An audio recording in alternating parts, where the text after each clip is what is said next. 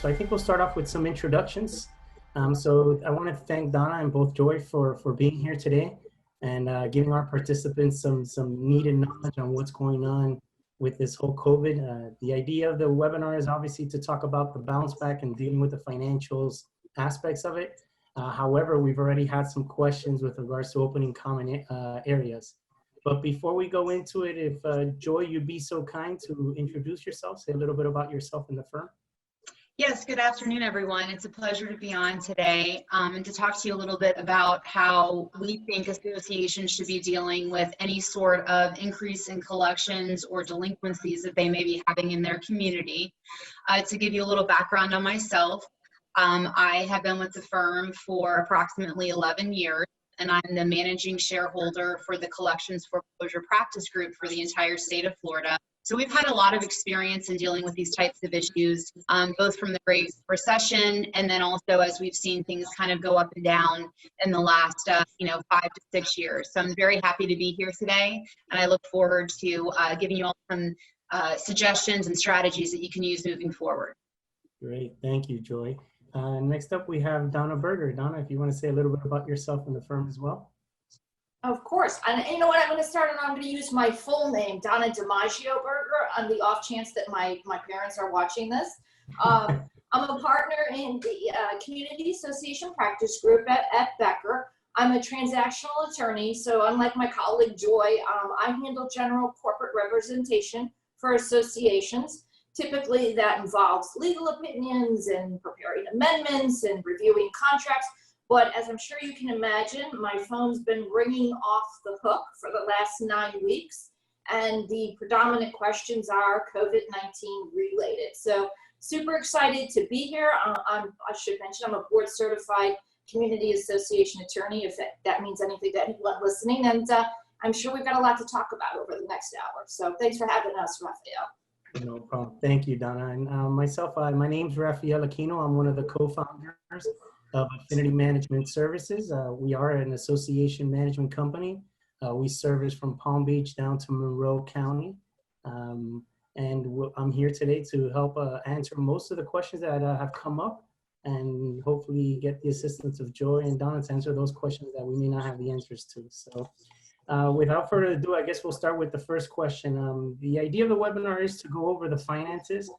However, we've had a ton of questions come in via email prior to the webinar with regards to opening of the common areas and especially the pool areas. So I think I'm going to start with you, Donna. I know this is your area of expertise. I know you've done tons of webinars with regards to this topic. But if you could give us a little bit about what your opinion is when it comes to opening these pool areas. I know we're dealing with 3 different counties, at least for us. And there's different regulations coming from each one and different things coming from the different cities. So if you can touch up a little bit on what your recommendations are and what these boards and management should be doing.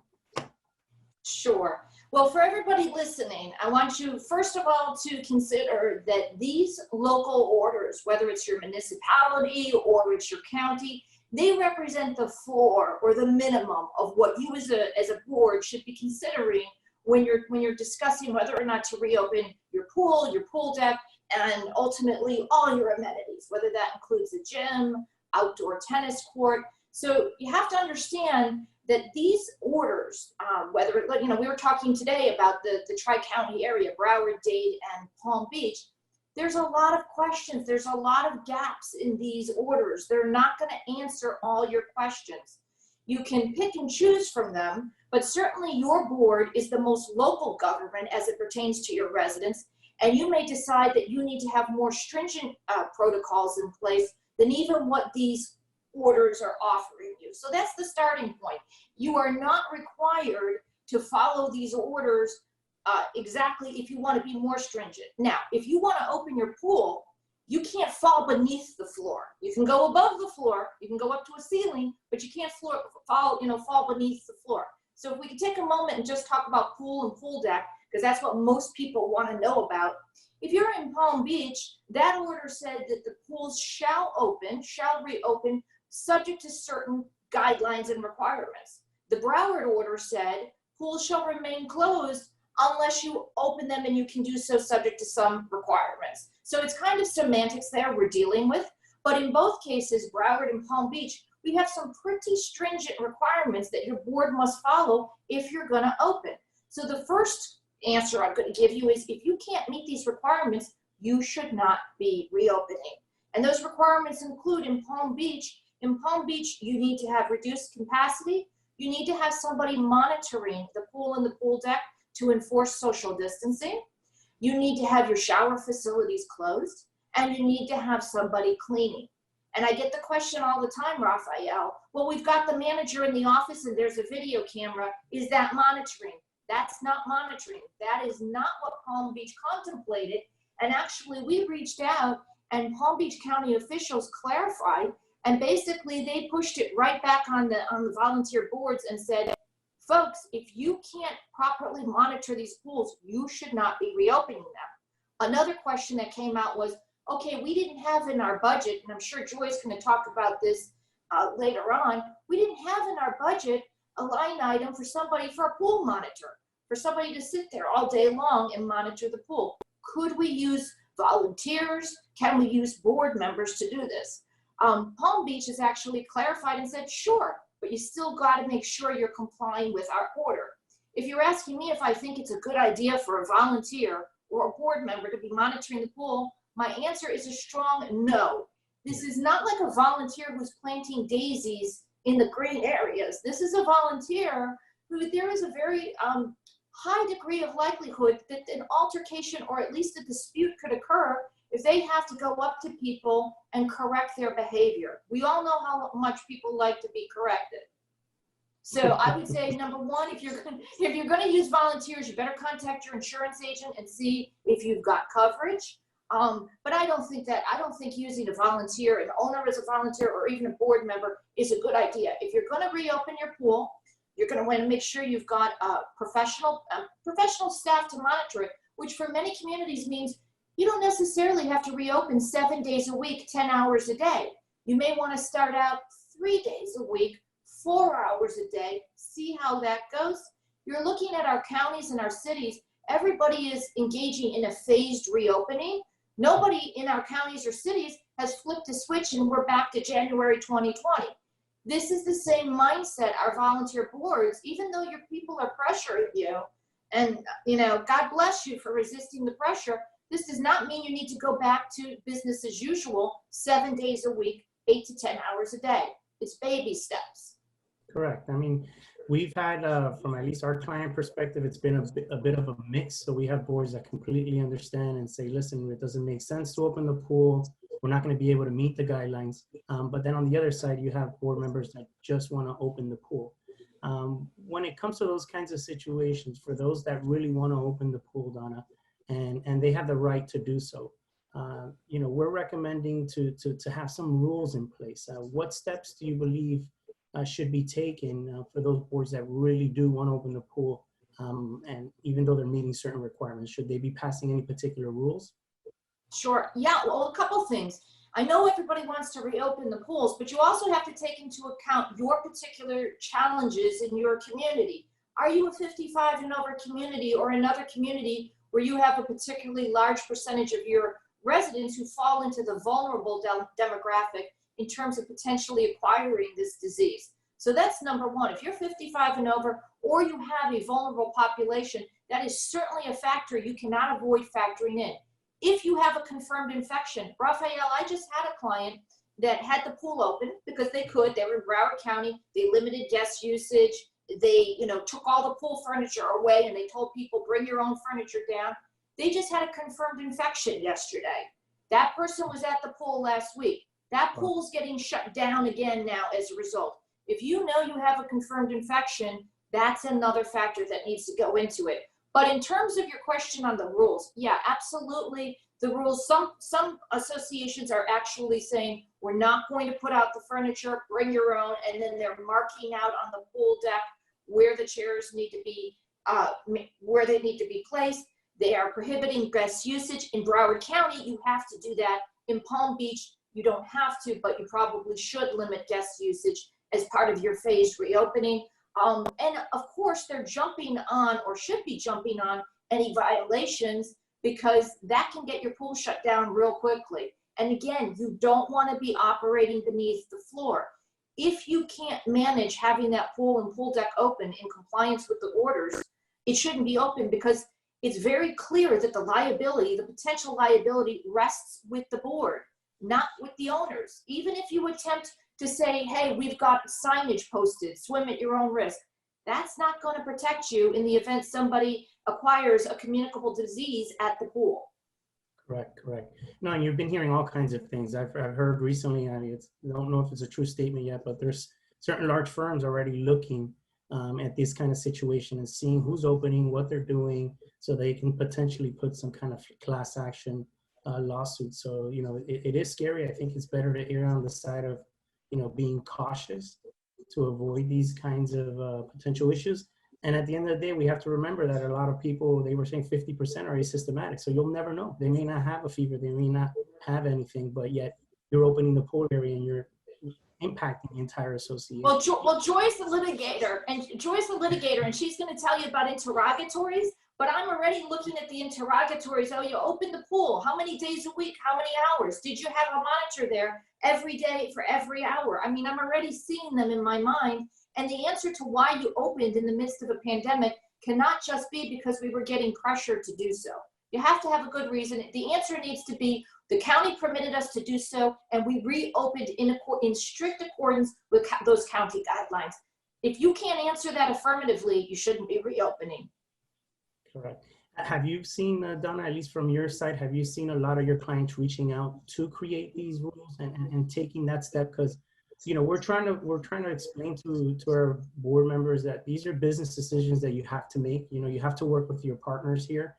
I know from a management side, we're doing our best to keep up with all the updates that are coming along. To, you know, Miami-Dade gave the new normal draft, and it's about 183 pages.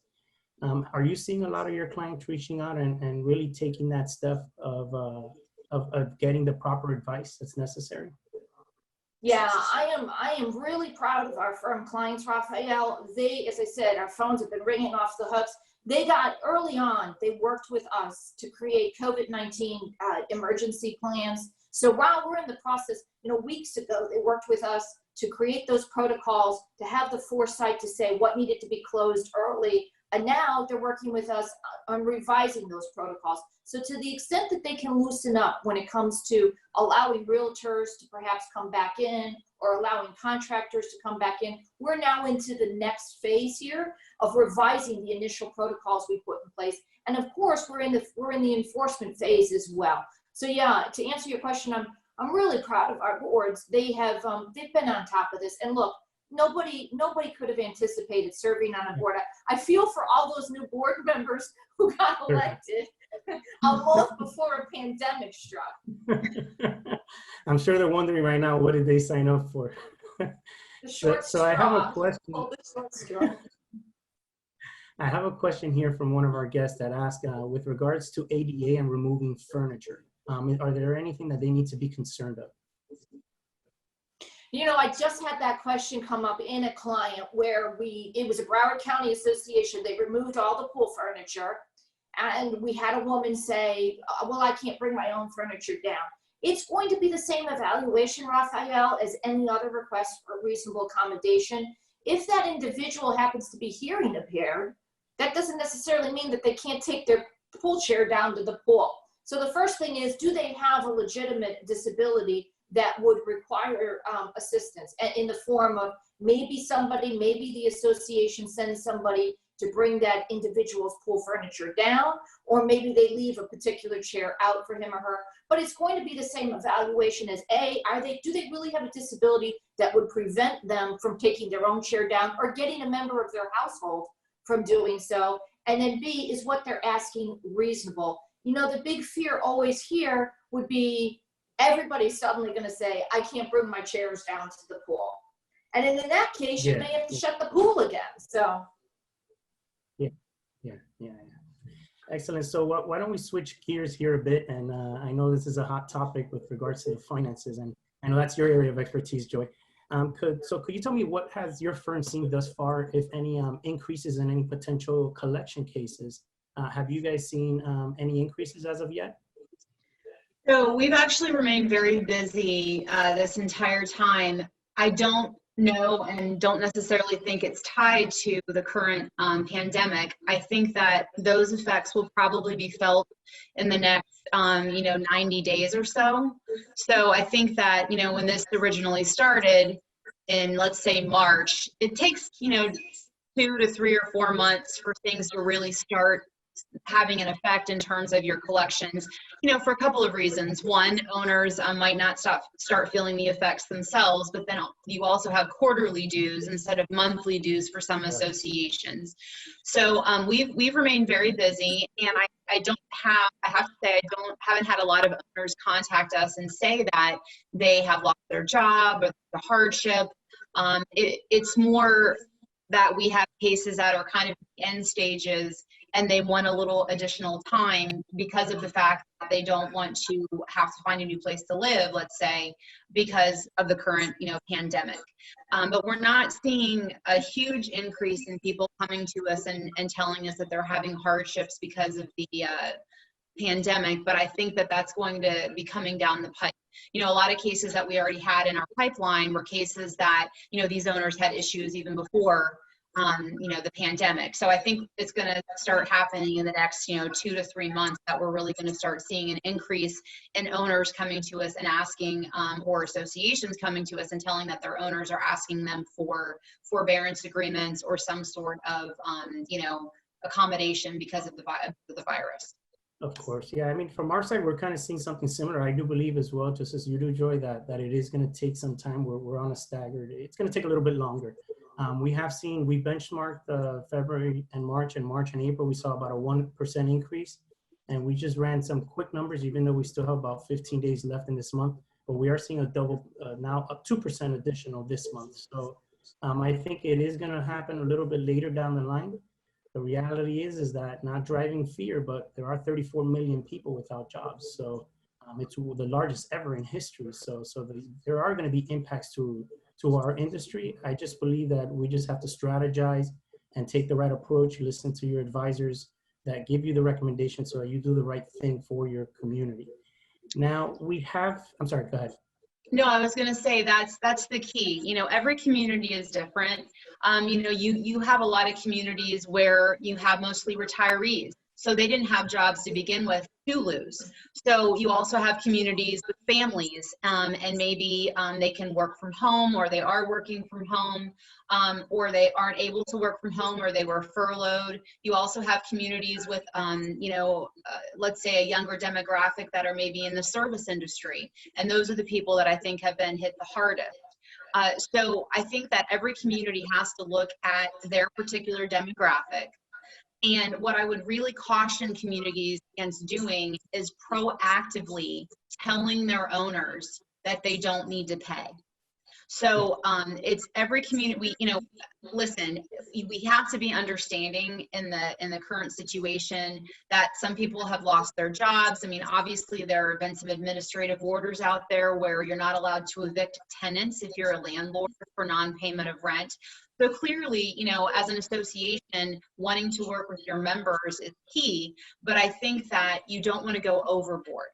And so I think when you consider what it is that you should be doing, I think the two keys here are consistency and flexibility, because you need to be consistent in your collections policies and also your agreements with your owners. You can't allow one owner to do something and not allow another owner to do it. So you really do need to come up with a consistent collection policy if someone comes to you and tells you that they're having a hardship and is asking for some sort of accommodation.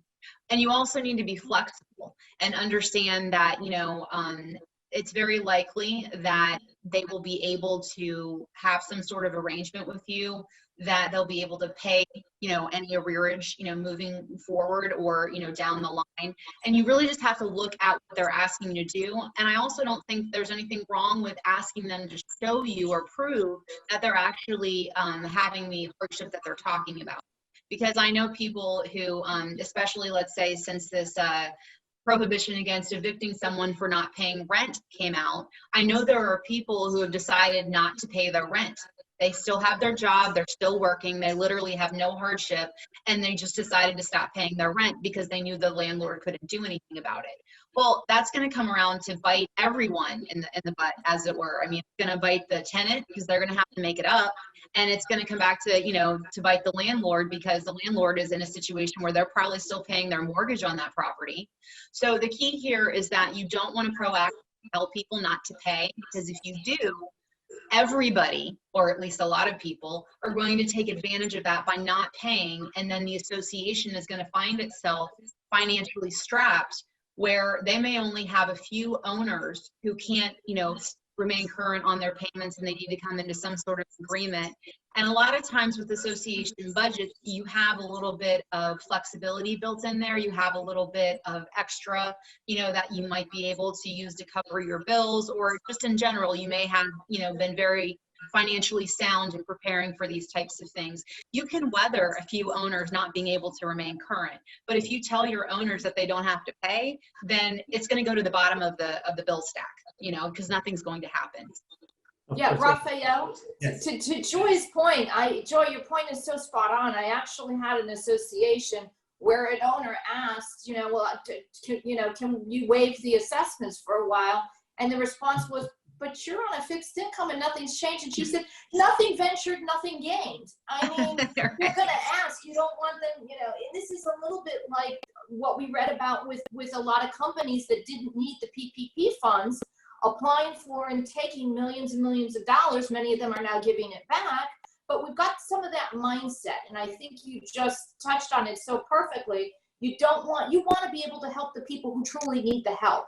And if you start right out of the gate helping everybody, you're going to dig yourself into a hole where eventually you won't be able to help the people who truly need it. Yeah, and at the end of the day, we are managing a nonprofit. Yeah, we're managing nonprofit associations, so the end game is zero. So it's not like they have excess profits. Most associations, we try to make sure they have 3 to 4 months of cash flow sitting in the bank, and they really don't. So let's say they fall into a tight situation and they don't have the necessary funds. And I think I'm going to ask this to you, Donna. How would they be able to address it if they want to use, the reserve funds? What are the steps that they have to take? Sure. Yeah, to the extent that you can reduce your burden, you said there's 34 million Americans out of work. There's Americans that have been furloughed. There is going to be a huge economic impact. We're not saying that there won't be. So to the extent that you can lighten the burden without doing any of the things that Joy is warning against, you absolutely should. And for some communities that do have well-funded reserves, those rainy day reserves, well, guess what? It's storming. So that's what it's for.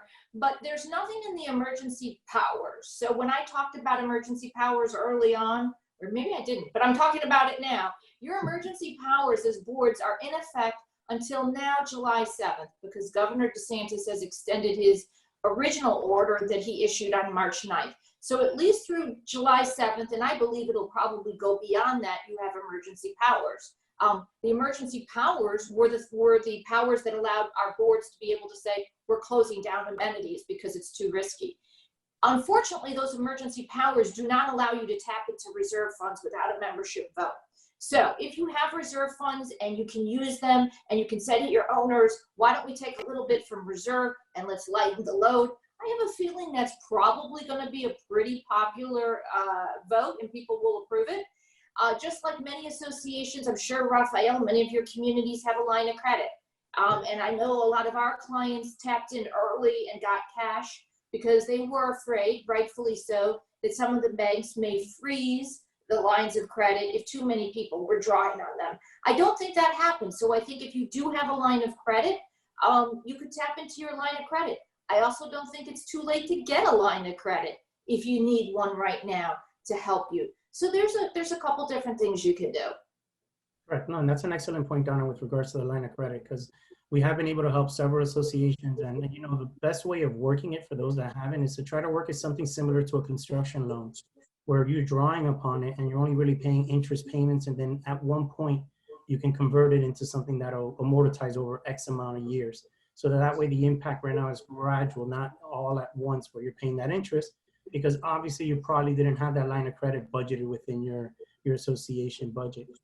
And one more thing, Raphael, this may not be the time to pass a $5 million special assessment Yes. to redo the lobby, okay, where you're piling on. So don't be tone deaf, be a little Yeah. sensitive to what's going on. Let's wait a few months as we get through this, and we'll see what the full economic impact is. I'm really urging my clients, if you don't need to undertake certainly 40-year cert work, necessary life safety work, necessary maintenance and repair projects, absolutely. But that discretionary lobby project, maybe this is not the right time to pass that assessment.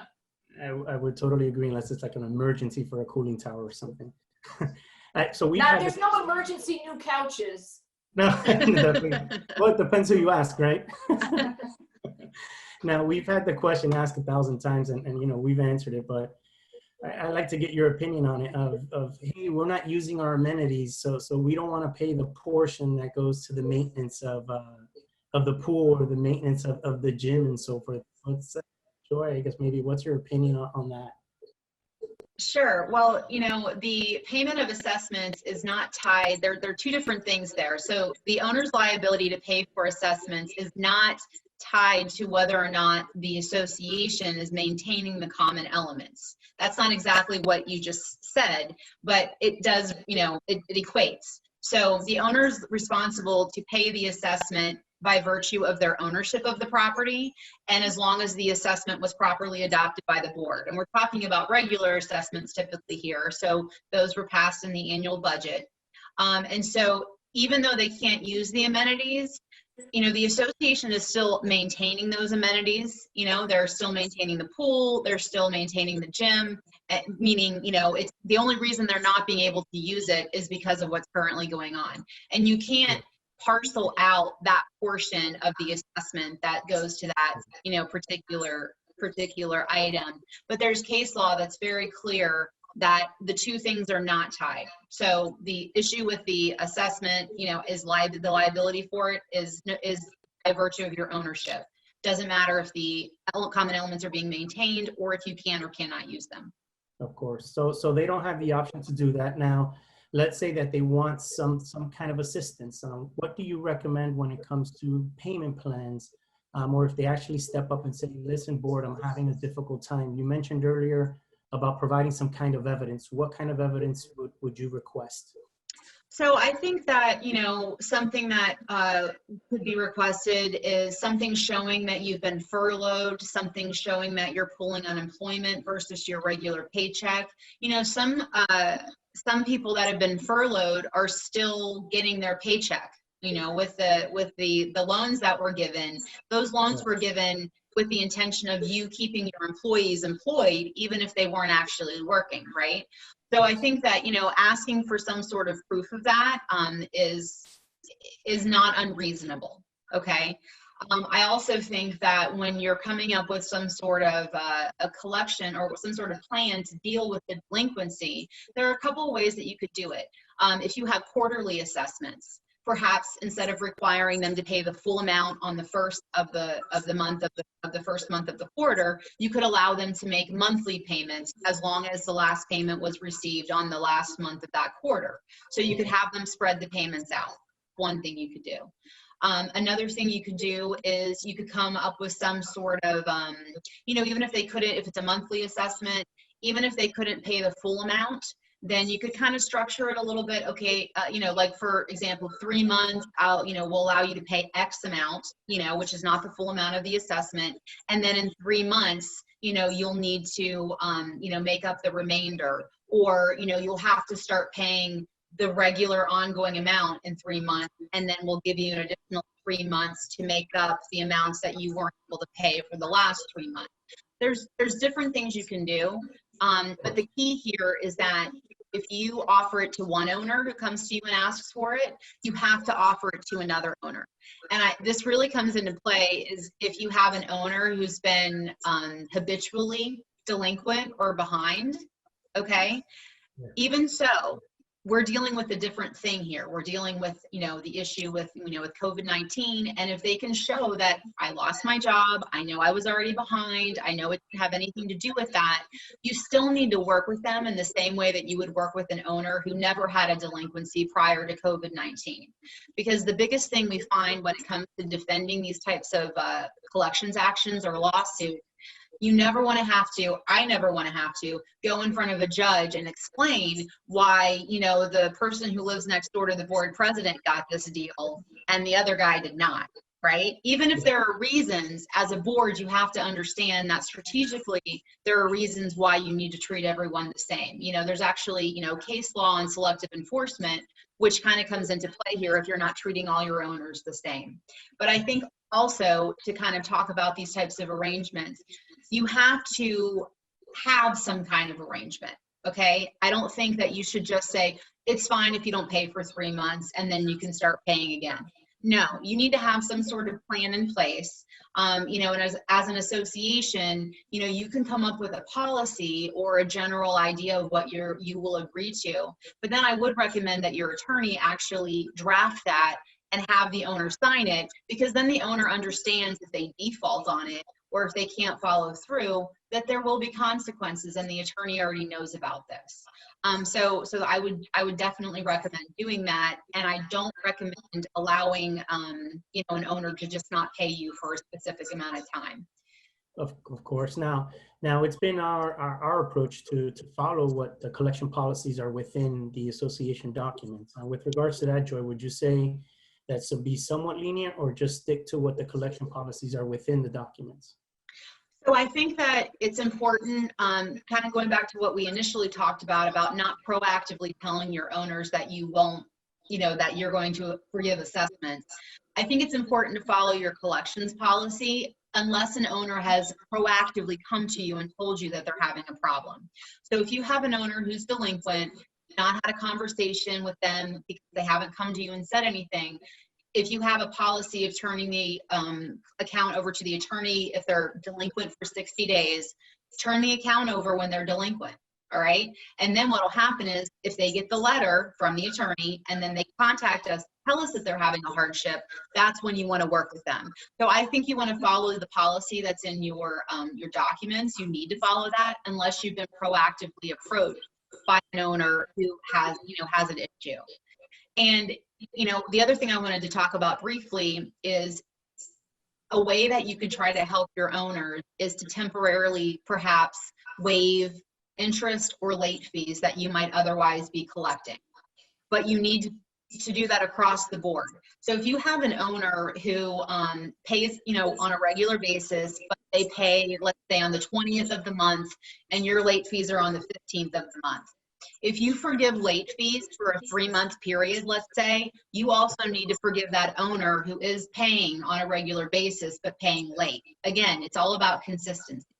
But if there are things that as an association you feel you want to do to not penalize your owners who are having problems, then you just need to make sure you do it across the board. Okay, excellent. And with regards to timeframes, because I know we had one request this past week and the person was already requesting 24 months to pay it back. And, our out of the gate response was that's not going to happen.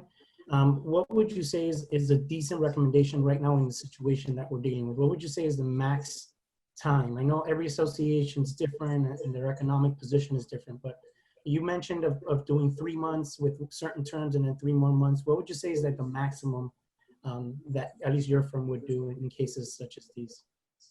We don't really have a maximum. Most associations, I work with associations on what they want to do from that perspective. I think that, depending on what the debt is, okay, if it's huge, obviously you might want to consider giving someone a little more time. But a lot of associations that I work with have a policy of 1 to 2 year payment plans. So, and it also depends on what this particular owner's situation is. If this is an owner who did not have any delinquency prior to coming to you with this hardship issue, then I think it's very reasonable to say, for the next 3 months, we will allow you to pay, X, it might not be the full amount of the assessment. And then in 3 months, you have to start paying the total amount again. and this is how you'll repay the amounts you weren't able to pay. If you have an owner who hasn't been paying for a long time, and they come to you and you already, let's say, have a collections action against them, and the board is willing to offer them the same sort of scenario, then you might need to consider allowing that payment plan to go on for a little bit longer once, you know, you reach that 3-month mark where they start paying the ongoing in full, because of the fact that they had such a big delinquency to begin with. So you kind of have to take it on the facts of each case. Again, applying it consistently, and that's kind of the key there. So Raphael, if I could jump in for 1 second, to what Joy's saying, listen, we always assume that the current collection policy is really strict, but it's my experience that sometimes the collection policies are actually too lax. And if you know you're going to have a number of upcoming delinquencies, you may want to revisit it. You may not want to send out 3 late letters before you send it over to the attorney in some cases. And if you've decided to waive late fees, Joy, I would imagine, like I know some people send out 2, 3, even 4 letters where they keep saying you're going to get a late fee, you're getting a late fee, you're getting a late fee. If we're waiving late fees, then why are we sending out 4 letters to that effect? Yeah, and that's a really good point. So what we found with our clients is after the Great Recession and after the debacle of, you know, their finances being in the toilet, a lot of them really tightened up their collections policies. But there were some associations that maybe didn't go through that crisis for whatever reason, which is amazing, but they are out there. Then they may not have, you know, revisited those policies. We find that our clients who are proactive and send us files after 30 to 60 days of delinquency are the ones that tend to have the best financial health. You know, it works both ways. You know, it's hard for an owner to catch up if you wait for a year to send them a letter letting them know that they owe a year's worth of assessments. If you send them a letter after they owe 30 or 60 days, it's a lot easier to catch up there. And so I would definitely recommend, you know, not waiting to send people to collections, and you may want to revisit the policy, like Donna said. You know, it's always good, I think, for the management company to send out at least 1 letter, kind of notifying them that, hey, you know, you haven't, you know, remitted your payment for this month or this quarter, so we're going to send you to the attorney if you don't, you know, send in the payment. But I don't think you have to send multiple letters, and I wouldn't recommend doing that in general. I think it's kind of like a boy who cried wolf scenario. Like they're just going to continue to think that you're just going to continue to let it go.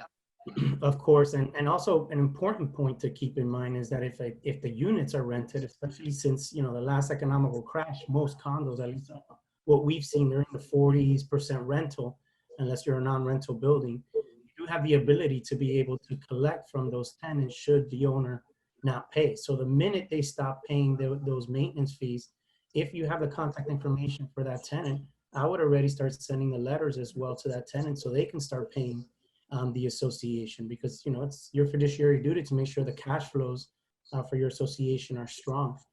I know I've had the question in the past, and I see it here, is if there's a board member that falls behind, and obviously with they go past 90 days, they're no longer on the board. What's your take with this whole COVID thing? That remains as well?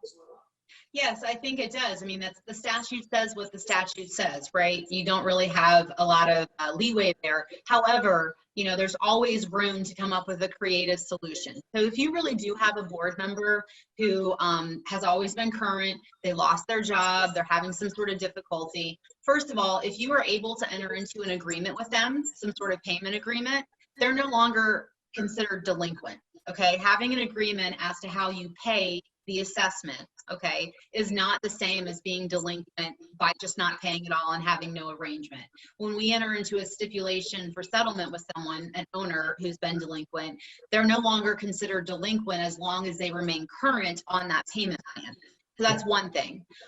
The other thing is that, and Donna was mentioning this, we kind of spoke about this a little bit before the call, is that, you know, many times you can have appoint, you know, people to help you with the board work. And so if you do have a board member who is 90 days delinquent and you have the ability to appoint, you know, officers or assistants, then you could use them in that manner as well. Excellent. And I have a question here from a gentleman named Paul that he's asking if the late fees are being suspended, let's say they're suspended for a month, should they announce that to the public or whatever particular plan they're doing for each member? Or let's say they're doing a waiving for certain individuals, should they publicize that information? So I'm a little nervous about publicizing it because I think that's going to lead to other people not paying on time. But I think the key there is that if, you just, the management company or whoever keeps the ledgers just needs to know that no one is going to be charged a late fee for that particular length of time. Okay. And so I don't know that you need to publicize it. But as long as you apply it consistently, there's really no need to publicize it. Because again, it's the same thing with the publicizing that you're going to allow people to enter into agreements because they're having a hardship, right? You don't really want to publicize it, but you just want to be consistent in applying it. Yeah. Although you may have inadvertently publicized it because presumably you made that decision at a board meeting. You haven't just had one board member who says, all right, I'm waiving late fees. You've had a discussion at a board meeting, I hope, and your board has discussed waiving late fees, and that's going to be reflected in the minutes. So I agree with Joy. You don't need to post it on the bulletin board. Right. And we know that board meetings are not well attended, or actually right now with the Zoom meetings, I've got one tonight, they're getting more popular. But yeah. So I'm saying is chances are, though, you've got to make that decision at a board meeting anyhow, and whoever was listening in will hear that decision to waive late fees. Of course. Now, Donna, I have here a savvy member that's questioning me with regards to collecting from delinquent unit owners. It says, what happens if the documents don't contain the Kaufman? They didn't say Kaufman, but the as amended from time to time language. Can they still collect from that? Well, yeah, I mean, listen, I've never seen in 25 years a set of documents that doesn't give the association the right to lien for non-payment of assessments. The Kaufman fee share language comes from a case which says that unless your documents are subjected to the statute and you've got what's called magic language as amended from time to time, you could be subject to the 718 or 719 or 720, the version of the statute that was in place at the time your documents were created. So I don't see that Kaufman language really impacts it doesn't impact your ability to lien. You're still going to be able to collect, whether or not you're going to have that application of payments language. Joy, I don't know when the application of payments language came into existence, and I don't know whether or not that would be treated as procedural or substantive, because with Kaufman, you're kind of hamstrung with regard to substantive changes in the statutes if you don't have that language, but you can take advantage of procedural changes even without the Kaufman language. Now, I think I may have posed a question incorrectly. It was more towards for the collecting from the tenants, from the tenants that aren't paying. Oh, well, Joy, what's your position on that? Procedural or substantive? I think it's procedural and it's not retroactive. You're only doing it moving forward. I mean, the whole procedural versus substantive argument, that's always a real brain teaser, no matter how you look at it. But I think it's more procedural, and I also think that it's not retroactive. So you're not going back. You're just looking forward. But this brings up a really good point that would completely answer the question and solve the problem to begin with, which is that a lot of times associations, if they allow rentals in their community, they can require a tenant to sign an addendum to the lease that says if the owner is delinquent, they're entitled to collect the rent. So that's something, honestly, that I would recommend every association do when they allow for rentals. I personally rent my property right now. I'm renting. And I had to sign an addendum that said that. And as a lawyer doing what I do, I was like, well, that was very smart of them.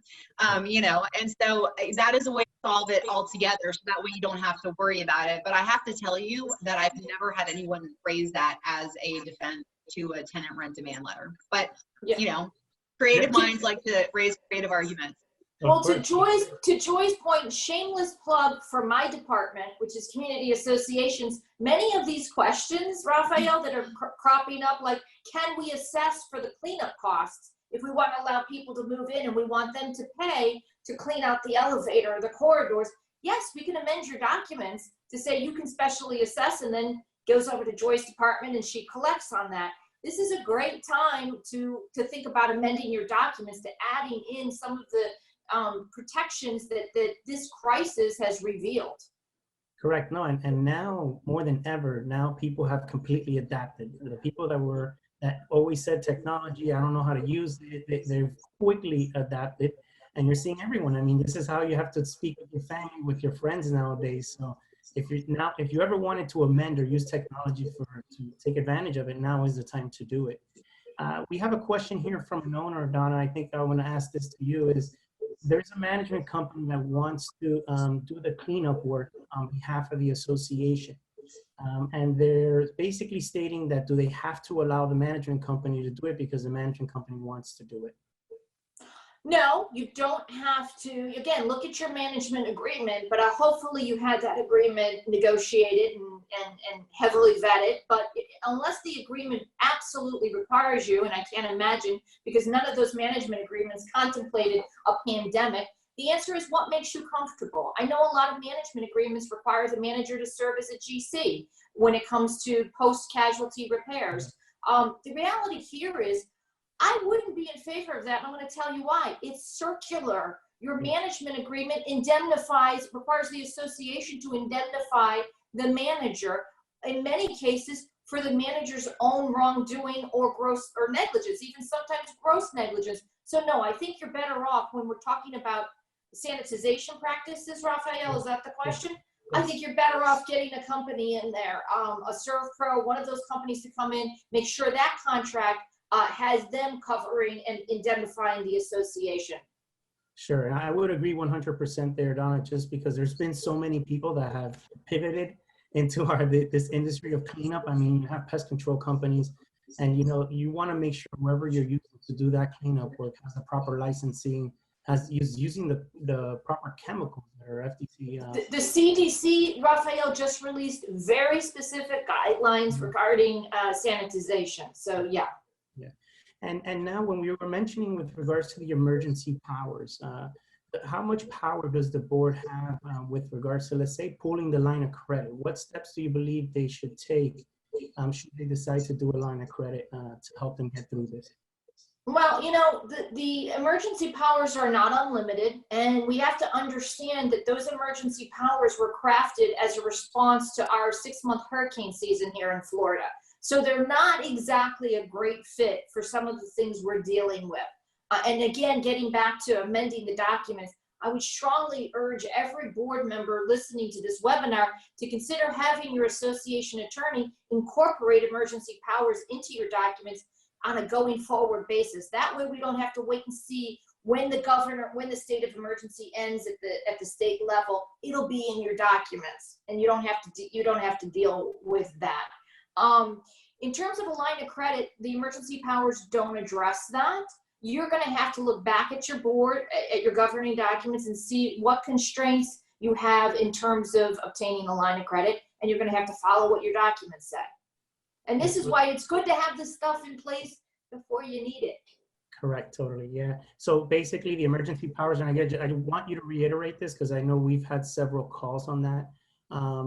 So if there is a vote required to be able to borrow any money, your statement is that they do need to follow the documents. The emergency powers don't give them that right. Here's what emergency powers right now are going to let you do. To Joy's point about helping that delinquent board member, it's going to allow you to appoint somebody as an assistant officer. It's going to allow you to conduct and call meetings with as much notice as practicable. Meaning, if you've got an emergency and you can only give 5-hour advance notice, emergency powers allows you to conduct that meeting with only 5 hours advance notice. And the most important emergency power as it pertains to this pandemic is the ability to declare portions of the property off limits to residents, guests, tenants, and invitees. The other emergency powers are moving the association's official office and things like that.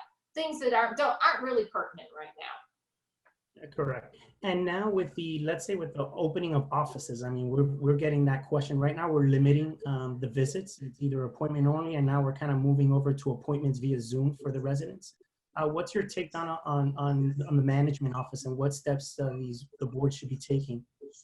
trying to protect the managers and its assistant managers and so It's crucial. It's crucial to keep your management professionals healthy. Okay. I know a lot of residents love to come and hang out and chat in the office. You know, I think the new norm should be that's not the case for a couple of months. And frankly, if I ask my management friends, they'd say, "Can that not be the new norm? Could that be the new norm forever, indefinitely?" The reality is, you've got a lot to do during the day. It's better off to continue on with a system of appointments. If somebody absolutely has to come in, phone calls and emails, but to have an open door policy right now, look, we're still in the midst of a pandemic. I mean, I'm sure we're all looking at the numbers. The state of emergency is in effect until July 7th. That's the state of emergency. All of our local states of emergency, particularly in the Tri-County area here, are still in effect. This is no time to be throwing open the doors to the association office because it is so crucial that you keep the people who are operating your building healthy. Correct. I couldn't agree with you more. We've had the experience where a manager has been sick and having that manager not at the property, the regional having to support, you know, it's very difficult. You can become short-staffed quickly should you not be following those protocols. Especially if you want somebody monitoring the pool 24/7. So with regards to the monitoring of the pool, actually, we have another question here that they're asking if they place their janitorial or maintenance individual to clean the pool and they were to get sick, what kind of liabilities could the association be looking at? Well, you know, you're talking about OSHA regulations now. And by the way, Becker has an excellent labor attorney. You should be reaching out to your labor attorney if you, the association, are the employer. Look, the bottom line is you need to make sure that your employees are comfortable with the roles you are assigning them in the midst of this pandemic.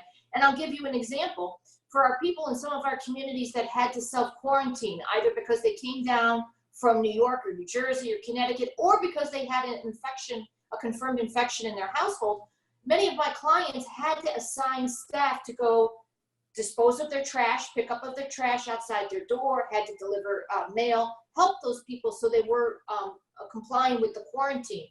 You can't send an employee, you have to ask the employee, are you okay, are you comfortable with this position? As long as the employee is saying that they're comfortable, but to do that and force an employee and make that employee feel like they have to take that risky role, that's a problem. And again, I would urge you to speak to your labor attorney and see what can be done if you, the association, are the employer. Correct. No, and at the end of the day, when you're doing that, when you're repurposing those employees, it becomes, you're falling short somewhere else at the end of the day, because if the person was cleaning the building, then when you're going to fall short and cleaning the building, cleaning the common areas and whatnot becomes very challenging. So we're coming up close to the end of the webinar. Joy, is there anything that you want to highlight that maybe we may have missed? No, I just want to reiterate, you know, what I had indicated at the very beginning. Again, your entire focus should be on consistency and flexibility. Don't do anything different than you normally do in terms of turning someone over for collections if they're delinquent, and don't publicize that, you know, you're going to forgive assessments. And honestly, you can't forgive assessments. It's against, you know, the statute to do so. But, you know, you just want to follow your policies. And then when someone comes to you and asks for help, understand that you need to be consistent and flexible in entering into any arrangement with them. And I think that you will see that serves you well in getting through this current crisis. And I think, you know, we will get through it. It's just a matter of making sure we don't, you know, overreact to it in terms of our financial health. Correct. Excellent. Thank you. And Donna, is there anything, last couple points that you may want to touch on before we wrap up the webinar? I'm just sitting here thinking back to when, the good old days when boards just got criticized for holding their meetings at the wrong time and the wrong day. And now they're dealing with just a host of issues. I would say to the board members, look, it was a thankless job before. It's still a thankless job, but you got your leaders. And I just talked about what makes employees uncomfortable. You have to ask yourselves, what's making you uncomfortable? If you don't feel comfortable, if you genuinely don't feel that you have the ability to manage reopening of certain amenities, then you need to follow that instinct, work with counsel. By the way, we haven't even talked about the business judgment rule, but I'll say this very quickly. that Florida courts give wide deference to board decisions. They're typically deemed reasonable unless they are clearly arbitrary and capricious. I can't imagine, and I'm assuming that Joy's going to agree with me, that any judge right now is going to find it arbitrary or capricious for a board who feels that they cannot manage a reopening to keep certain amenities closed. When you reach out to counsel and work with counsel and get a legal opinion on what you can do, that incorporates the business judgment rule into your board decisions. That's your safety net. Don't go it alone, and manage your, you know how we always tell businesses to manage your growth? Manage your reopening. So totally, and so just to reiterate what you both mentioned, it's very important that you lean on the partners that you're working with, making sure that you at least listen and taking the time to reach out to them. I know many times I don't want to call the attorney, or I don't want to call this person because it costs me something. Now is not the time to be doing that. You know, these are big decisions that need to be made. They need to be calculated. You need to make sure that you're working closely with your partners so that you're making the right decision for your association. At the end of the day, you're not only protecting yourself, you're also protecting hundreds of people that live in that community.